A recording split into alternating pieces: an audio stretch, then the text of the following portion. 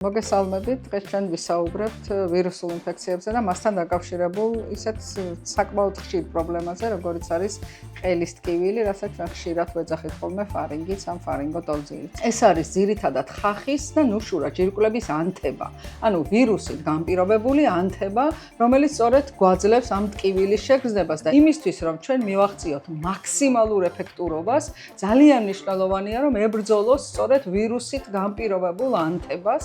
და ერთ-ერთ ასეთ მედიკამენტს წარმოადგენს ტანტუმვერდე, რომელიც არის სწორედ არასტეროიდული ანთების საწინააღმდეგო საშუალება, რომელსაც აქვს არაჩვეულებრივი ეფექტი ტკივილის გაყუჩების. ეს არის სპრეი, რომელიც შესაძლებელია ძალიან ადვილად იყოს გამოყენებული, თქვათ, როგორც ბავშვებში, ასევე მოზრდილებში. იგი ხასიათდება ძალიან მაღალი ეფექტურობით, ძალიან სწრაფი მოქმედების დაწყებით და სიმპტომების სწრაფი კუპირებით და ამასთანავე მეტად მნიშვნელოვანია, რომ მას აქვს ძალიან მაღალი უსაფრთხოების პროფილი, პრაქტიკულად არ აქვს გვერდითი მოვლენები.